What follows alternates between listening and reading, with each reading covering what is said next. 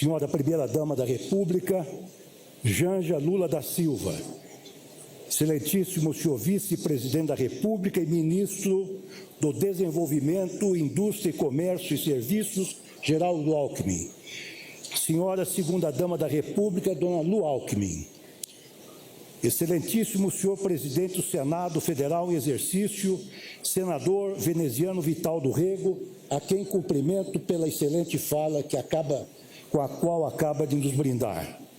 Excelentíssimo senhor Ministro do Supremo Tribunal Federal em exercício, ministro Edson Fachin, que também abrilhantou a manhã de hoje uma excepcional fala. Cumprimento a senhora deputada federal Maria do Rosário, que representa o presidente da Câmara dos Deputados e que também nos alertou que devemos ficar sempre vigilantes para que a democracia possa continuar florescendo, e esse é um tópico ao qual eu me referirei.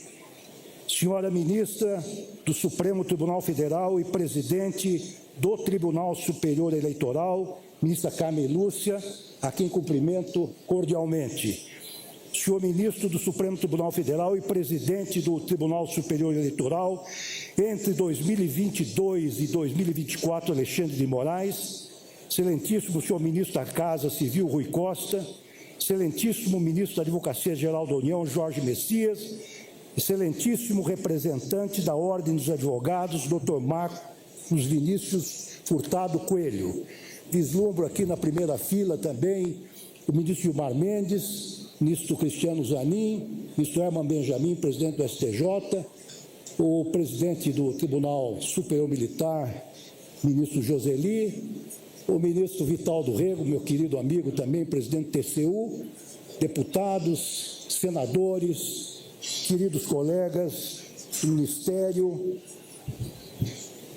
senhoras e senhores, há 2 anos fomos testemunhas de um episódio lastimável da nossa história.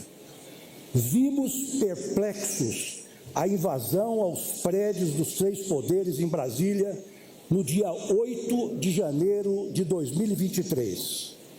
Na noite seguinte, convocados pelo presidente Lula, parlamentares, governadores, autoridades, servidores e cidadãos, todos descemos a rampa do Palácio do Planalto e caminhamos até o Supremo Tribunal Federal, onde ainda eu ocupava a cadeira de ministro. Infelizmente, nos deparamos com um verdadeiro cenário de guerra, algo inimaginável no Estado democrático de direito instituído pela Constituição Cidadã, a qual se referia o deputado Ulisses Guimarães, de 1988. Logo nos demos conta, porém, de que o ataque à nossa democracia não começou ali, em 8 de janeiro. O processo foi mais sutil, mais gradual. Passamos a viver um clima de desinformação crescente, alimentado por ataques à eficiência das urnas eletrônicas, ao próprio processo eleitoral e, por conseguinte, à nossa justiça eleitoral. Como vice-presidente do Tribunal Superior Eleitoral, onde ombreava à época com a ministra Carmen Lúcia e o ministro Alexandre de Moraes, vi eu e vimos todos o discurso de ódio e a disseminação de notícias falsas crescerem, alimentando a polarização e criando a narrativa de nós contra eles. Vimos surgir um nacionalismo exacerbado e anacrônico que, sob o disfarce de combater a corrupção ou defender a segurança nacional, abriu espaço para práticas que atacavam o próprio coração da nossa democracia. Lamentavelmente, a história do Brasil nos mostra que tentativas de conspiratas não foram exceções. Com inquietante regularidade e sob os mais insólitos pretextos, turbulências institucionais impuseram prolongados períodos de exceção ao país. Foi assim que, há 36 anos, os deputados constituintes buscaram dar um fim a essa insidiosa patologia política, com os remédios previstos em nosso principal marco regulatório, que é a Constituição Federal.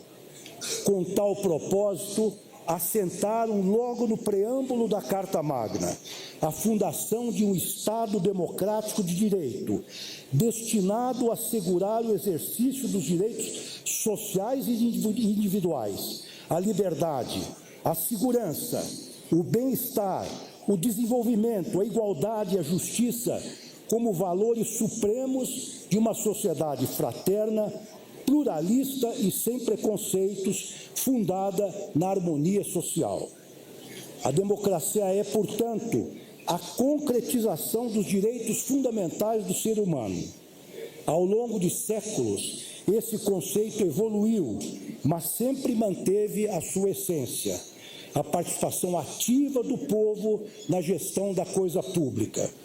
Desde a sua origem na Grécia Antiga, foi identificada com o Estado de Direito, onde há limites objetivos à atuação dos governantes.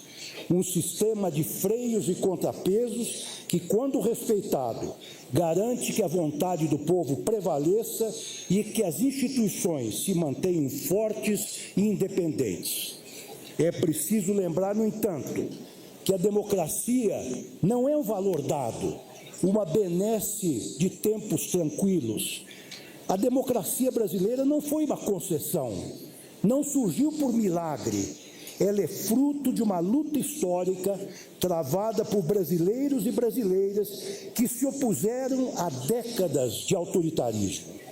Não obstante todas as cautelas dos constituintes, a prudência recomenda que se tenha sempre presente a sábia advertência de Thomas Jefferson, que foi presidente dos Estados Unidos de 1801 a 1809, que dizia: o preço da liberdade é a eterna vigilância.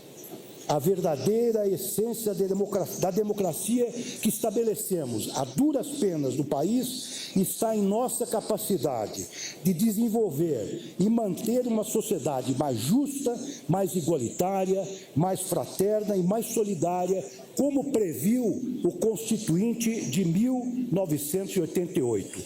Esse é o legado que devemos preservar e ampliar, sempre vigilantes contra as ameaças que surgem, mas confiantes de que, com coragem e unidade, seremos capazes de transmitir uma democracia forte e vibrante para as futuras gerações. Por isso, é preciso que estejamos firmes, unidos e vigilantes. Não podemos permitir que as lições do passado se percam. Cada ameaça que surge contra o regime democrático deve ser um lembrete do valor inestimável que ele representa e da importância da luta cotidiana de todos nós para a sua preservação. Longa vida à democracia brasileira.